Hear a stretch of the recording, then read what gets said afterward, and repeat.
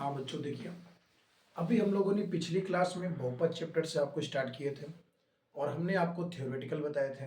और कल हमने आपको इसी चैप्टर से क्वेश्चन कराए थे, जिसमें कुछ वीडियोज में थोड़ी बहुत त्रुटि आ गई हैं, आपको देखने में असुविधा हो रही है। तो आज हम उसी क्वेश्चन को एक बार फिर से आपको रिपीट कर भी दे रहे हैं, जिनको आप लोग अच्छी तरीके से क्लियर कर लेंगे तो आपका जो कल छूटा हुआ है आज का टॉपिक हम क्लियर कर लेंगे। आज हम सब बहुपद चैप्टर से उन प्रश्नों को बात करेंगे जो परीक्षा के लिए हमारे महत्वपूर्ण है। और आज हम बहुपद चैप्टर को समाप्त भी करेंगे, क्योंकि अगला चैप्टर हमें दो चरों का रैखिक समीकरण पढ़ाना है। तो आज हम आपको बहुपद चैप्टर को क्या करेंगे, फिनिश कर देंगे। तो इसी तरीके से हम आगे के भी प्रत्येक चैप्टर आपको पढ़ाते रहेंगे। तो आप सब याद रखिए, तो जुड़े रहिए हमारे साथ आप इसी तरीके से। जब तक आपका एग्जाम नहीं होता है हम आपको इसी चैनल पर बेहतरीन मैथ और साइंस की प्रिपरेशन करा देंगे। अभी हम लोग मैथ की बात कर रहे हैं और आगामी संडे को, जो आने वाले संडे है हमारा, उस संडे को मॉर्निंग में 8 बजे आपको साइंस का प्रैक्टिस सेट कराएंगे इसी चैनल पे। वो भी लाइव रहेगा। आप लोग हमारे साथ जुड़ेंगे तो हम साइंस का एक ज़बरदस्त क्लास लेंगे, वो भी आपको एकदम बेहतरीन तरीके से। साइंस में आपको क्वेश्चन हम अपने यहाँ से दिखाएंगे, जो कि एक लाइव सेशन चलाएंगे आपके साथ हम मिल करके। साइंस में आपको पूरी समस्या को क्लियर कर देंगे। अभी हम लोग बहुपद चैप्टर पर रहते हैं। आपको अगर कोई भी समस्या होती है आप हमें कमेंट में ज़रूर बता देंगे। और सब्सक्राइब और लाइक शेयर जरूर करिए करिए, दोस्तों के पास भी शेयर किया करिए। अगर आपको अच्छा लगता है अगर हमारा वीडियोज, तो दोस्तों के पास भी अपने शेयर कर दिया करें। तो आइए हम सब समय को बचाते हुए बहुपद टॉपिक को क्लियर करते हैं आज, फिर आगामी चैप्टर देखेंगे। लेकिन याद रखिएगा, इस संडे हम लोग मॉर्निंग में 8 बजे प्रैक्टिस सेट लगाएंगे साइंस का। एक बेहतरीन क्लास होगी साइंस की, आप याद रखिएगा। हर संडे हम लोग एक नया सेट लगाएंगे और पूरी तरीके से बेहतरीन क्लास रखेंगे हर संडे, जब तक एग्जाम नहीं होता है। आइए आज हम सब बहुपद टॉपिक को देखते हैं। एक प्रश्न करा रहे हैं, कल हमने इसके 2-3 प्रश्न कराए थे। आपसे बता रहे हैं कि उसमें आपको देखने में थोड़ी असुविधा हो रही होगी, क्योंकि कुछ प्रॉब्लम थी उसमें। आज हम उसी क्वेश्चन को एक बेहतरीन तरीके से क्लियर कर देते हैं। एक सवाल से क्लियर कर देंगे कि आपकी समस्या नहीं आएगी। आइए देखिए, हमारा पहला क्वेश्चन है x square minus 2x-8, x square minus 2x-8 के शून्यक और शून्यकों तथा गुणांकों में संबंध ज्ञात करना है और सत्यता की जांच भी करनी है। जो कि आप देखे होंगे ऐसे भी क्वेश्चन आते हैं, पहले शून्यक पूछता है, फिर शून्यकों तथा गुणांकों में क्या संबंध है उसकी सत्यता की जांच भी करनी होती है। शून्यक बोलिए या मूल बोलिए, बात एक ही होती है। शून्यक को ही मूल कहते हैं और मूल को ही शून्यक कहते हैं, आप याद रखिएगा। आज हम लोग देखते हैं, पहले क्वेश्चन है हमारा x square minus 2x-8 equal to 0। पहले आप इसका शून्यक बताइए। क्या बताइए? शून्यक। जैसे कि हम लोग अभी कक्षा 8 का क्लास 9th में हम लोगों ने द्विघात समीकरण को सॉल्व किया है, जो हम लोग फैक्टर करते हैं, उसके द्वारा जो दो मान प्राप्त होता है उसी को मूल या शून्यक कहते हैं। क्या कहते हैं? मूल या शून्यक। तो आइए हमारा पहला क्वेश्चन है 8 एकम 8, 8 एकम 8, गुणा करने पे 8 आ जाए और माइनस का चिन्ह है तो घटाने पे 2 आ जाए। पहले आगे पीछे का गुणा होता है, तो 8 एकम 8, गुणा करने पे 8 और घटाने पे 2 आ जाए। ऐसी दो संख्या बताइए कि गुणा करने पे 8 और उनको घटाने पे 2 आ जाए। तो 4 दूनी 8, 4 दूनी 8 और 4 में 2 घटाएंगे 2 आएगा। तो आप लोग देख लीजिए भैया, एक्स स्क्वायर माइनस 4 में 2 घटाएंगे तो 2 आएगा भैया। x minus 8 equal to 0। X square minus 4 एकम 4x minus minus plus 2x minus 8 equal to 0। एक x कॉमन बचेगा, एक x। जब x निकल गया तो आपका 4 बचेगा। यहां से आप 2 कॉमन कर लीजिए, क्या बचेगा? x। 2 चौके 8 बराबर क्या है? 0। अब आप सेम चीज को कॉमन कर लीजिए भैया, सेम चीज को कॉमन कर लीजिए। अगले ब्रैकेट में बच रहा है x प्लस 2 इजिकल टू 0। अब एक बार इसको 0 के बराबर करेंगे आप, x माइनस 4 0, x प्लस 2 बराबर 0।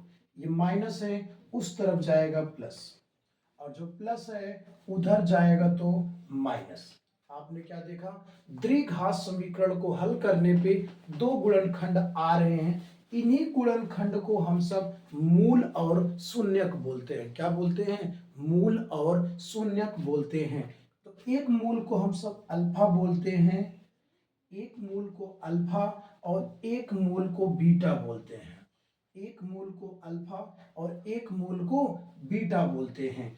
आइए, ये हो गया हमारा शून्यक। क्या हो गया? शून्यक।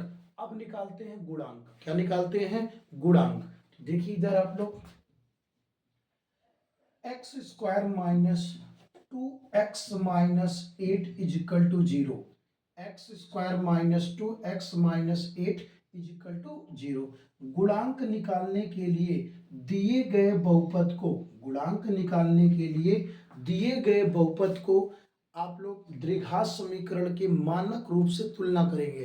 द्विघात समीकरण के मानक रूप से तुलना करेंगे। तो a x square plus b x plus c बराबर 0 से तुलना करने पर, 0 से तुलना करने पर जैसे ही आप इसका अगर तुलना करते हैं तो एक्स स्क्वायर से एक्स स्क्वायर मिलता है, ए के सामने एक है, ए के सामने एक, और x से x का जब तुलना करेंगे तो b का सामने -2, b के सामने -2 और c के सामने -8 है। c के सामने क्या है? -8 है।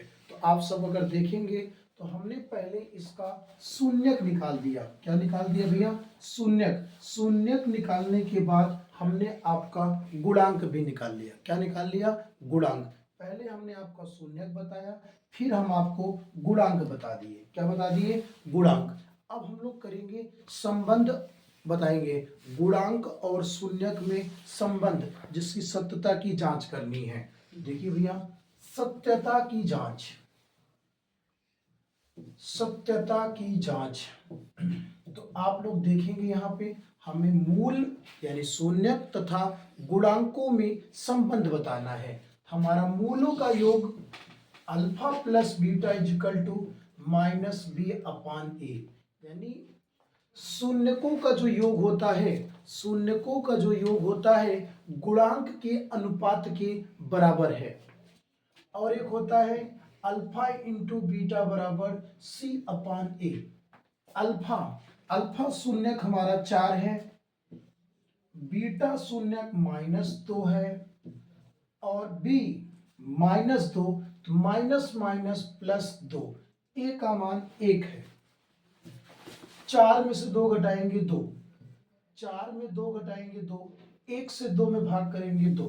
तो आपने क्या देखा? LHS इजिकल टू RHS आपका बराबर आ रहा है भैया। अल्फा का मान 4, बीटा का मान -2, अल्फा का मान 4 और बीटा का मान -2। आपका सी का मान है -8 और ए का मान है 1।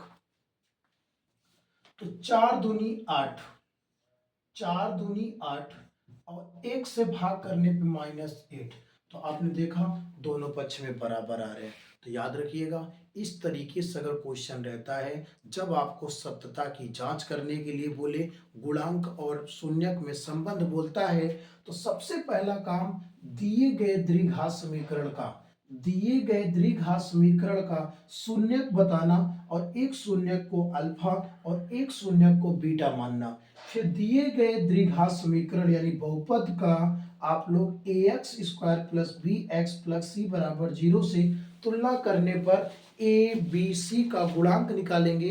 गुणांक निकालते समय याद रखिएगा, आप लोग चिन्ह के साथ गुणांक निकालेंगे। किसके साथ? चिन्ह के साथ। गुणांक बताने के बाद सत्यता की क्या करनी है? जांच करनी है। पहले आप अच्छे से सवाल को समझें, फिर नोट करें और फिर उसके बाद लगाने का प्रयास करिएगा। एग्जाम में इस तरीके से अगर क्वेश्चन आता है तो आपसे छूटे ना। आप इसे अच्छे से नोट करिए, फिर हम आगे क्वेश्चन आपको बता रहे हैं।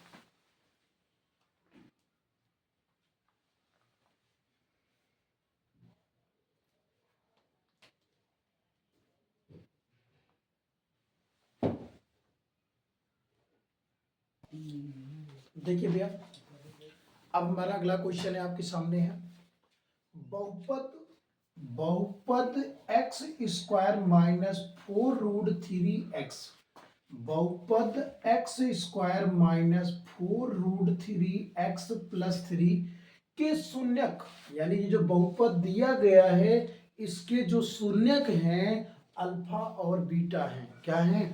अल्फा और बीटा हैं। तो alpha plus beta, alpha plus beta minus alpha beta का मान ज्ञात करें। क्या करना है आपको? मान ज्ञात करना है। तो आपका ये बहुपद है x square minus 4√3x plus 3। अगर हम इसका द्विघात समीकरण से हल कर लें, द्विघात समीकरण से हल करने पर अगर जो दो शून्यक प्राप्त होगा, एक शून्यक को अल्फा और एक शून्यक को बीटा बोल के मान को अगर यहाँ पे रखते हैं तो आंसर आ जाएगा, मगर एक लॉन्ग हो जाएगा क्योंकि नॉर्मल इसका फैक्टर नहीं हो रहा है, नॉर्मल इसका फैक्टर नहीं हो रहा है। तो हम लोगों ने एक फार्मूला पढ़ा है भैया कि शून्यकों का जो योग होता है, शून्यकों का जो योग होता है अल्फा प्लस बीटा, वो हमारे गुणांक के अनुपात के बराबर होता है। यानी अल्फा प्लस बीटा की जो मान होता है गुणांक में बी और ए के गुणांक के अनुपात के बराबर होता है। तो अगर हमें मूल नहीं पता है तो हमें गुणांक पता होने पर भी सवाल को सॉल्व किया जा सकता है। तो आप लोग यहाँ देखेंगे, हमें मूल अगर नहीं प्राप्त है तो हम पहले गुणांक निकाल देंगे। क्या निकालेंगे? गुणांक। तो देखिए यहाँ पे a x square plus b x plus c से तुलना करने पर, से तुलना करने पर, से तुलना करने पर, तो एक्स स्क्वायर से एक्स स्क्वायर मिल गया, ए के सामने एक, बी के सामने -4√3, क्योंकि x से x मिल गया तो उसके गुणांक भी बराबर होंगे। c बराबर 3, c बराबर 3। तो आपने देखा कि दिए गए बहुपद का, दिए गए बहुपद का हमने गुणांक निकाल लिया, a b और c, दिए गए बहुपद का गुणांक हमने निकाल लिया, a b और c हो गया। तो आप देखेंगे यहाँ पे हमें मान किसका बताना भैया? Alpha plus beta minus alpha into beta का मान बताना है। आप तो जानते हैं फार्मूला, अल्फा प्लस बीटा का फार्मूला माइनस बी अपान ए होता है, अल्फा इंटू बीटा का फार्मूला सी अपान ए होता है। अब ए और ए का एलसीएम ए से ए कटा माइनस बी, ए से ए कटा सी। आप देखेंगे b का मान है -4√3, तो minus minus plus 4√3, minus c का मान है 3, a का मान 1, 1 से भाग करने पे कोई फर्क नहीं पड़ेगा, 4√3 माइनस 3, या तो 3 आधी बार है 3 पूरी बार है, तो आधी बार 3 आप कॉमन कर लीजिए, तो 4 माइनस आधी बार 3 निकल गया, तो कितनी बार बचेगा? आधी बार 3 बचेगा। अगर बहुपद पता रहे और शून्यक अल्फा और बीटा है, तो अगर कोई मान अगर आपसे पूछा जाता है तो सबसे अच्छा साधारण सी विधि है, आप उसे तुलना करके उसके गुणांक निकाल लीजिएगा। क्या निकाल लीजिएगा? गुणांक। बाकी आपको alpha plus beta is equal to minus b upon a, alpha into beta c upon a के फार्मूला यूज करके आसानी से मान आप निकाल सकते हैं। सवाल को नोट करेंगे, समझ के नोट करिएगा, समस्या होगी आप हमें जरूर बताइएगा, हम आगे क्वेश्चन आपको करा रहे हैं।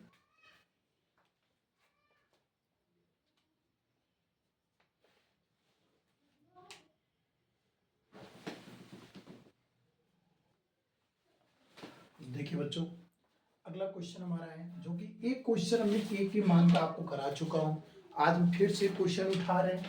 यदि बहुपद, यदि बहुपद x square plus x plus के, हमें बहुपद दिया गया है x square plus x plus के का एक शून्यक एक है, जो ये बहुपद दिया गया है इसका एक शून्यक एक है, तो के का मान ज्ञात कीजिए। अभी हमने आपको पिछली क्लास में बताया था कि जब हमें बहुपद दिया रहेगा, क्या दिया रहेगा? बहुपद दिया रहेगा और एक शून्यक भी देता है, क्या देता है उसका? एक शून्यक देता है, बहुपद भी देता है और एक शून्यक देता है। बहुपद के साथ अगर एक शून्यक देता है तो उस शून्यक को आप रख करके ए का मान, पी का मान और के का मान आसानी से प्राप्त कर सकते हैं। पिछली क्लास में बता रखे हैं। तो आपको जो बहुपद दिया गया है, हमें एक बहुपद दिया गया है, इसमें एक शून्यक एक है, तो x बराबर एक रखने पर, भाई x ही हमारा शून्यक है, x बराबर एक रखने पर, तो x की जगह एक रख दिया, प्लस के बराबर 0, एक एक कम एक, प्लस के बराबर 0, एक एक 2 बराबर 0, ये प्लस से उधर जाएगा तो माइनस, के का मान आ गया -2, के का मान आ गया -2। तो आप लोग याद रखिएगा, जब भी द्विघात बहुपद दे करके कोई भी अगर शून्यक आपको देता है तो आप उस शून्यक के रखने से अपना के पी ए का मान आसानी से निकाल सकते हैं। सवाल को नोट करिए, फिर हम आपको अगला क्वेश्चन करा रहे हैं।